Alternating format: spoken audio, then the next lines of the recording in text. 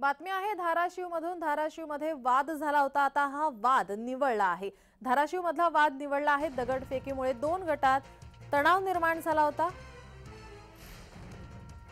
आता हा वाद निवळलेला आहे। धाराशिवमध्ये दोन गटांमध्ये वाद झाला होता। दगडफेक ही करण्यात आली होती।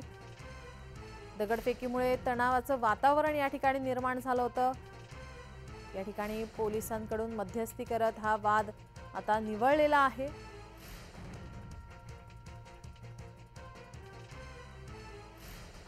धाराशिव मधला वाद आता निवळला आहे।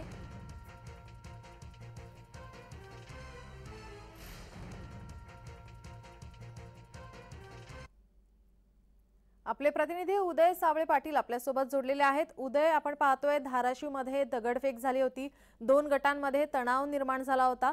आता सध्या हा वाद निवळलेला आहे, काय अधिकची माहिती?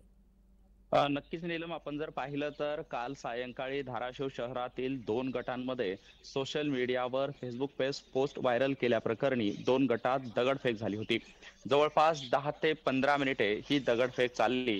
त्यानंतर घटनास्थळी तात्काळ पोलीस दाखल झाले आणि पोलिसांनी हस्तक्षेप करत वातावरण नियंत्रणात आणलं। एकूण पोलिसांना वातावरण नियंत्रणात आणण्यासाठी 3 अश्रुधुराच्या नळकांड्या देखील फोडाव्या लागल्या।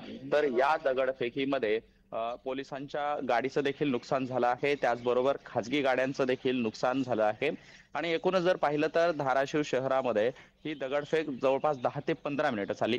सोशल मीडियावरती पोस्ट व्हायरल केल्याप्रकरणी दोन्ही गटातील जे आहे ते परस्परांविरुद्ध देखील गुन्हे नोंद करण्याची प्रक्रिया रात्री उशिरापर्यंत पोलीस स्टेशनमध्ये चालू होती। तर पोलिसांनी हस्तक्षेप करून तात्काळ परिस्थिती नियंत्रणात आणली आहे।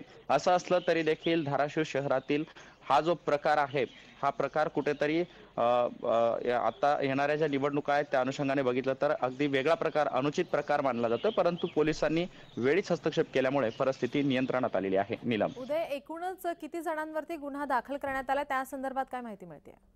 नाही, अद्याप तरी आपल्याला ती समोर माहिती आलेली नाही। परंतु दोन्ही गटांविरुद्ध, परस्परांविरुद्ध दोन्ही गटांकडून गुन्हे नोंद करण्याची प्रक्रिया रात्री उशिरापर्यंत चालू होती आणि त्यानंतर रात्री 9-9:30च्या दरम्यान दगडफेकीला देखील सुरुवात झाली होती। नक्कीच, नीलम, धन्यवाद उदय, तुम्ही दिलेल्या या सविस्तर माहितीसाठी।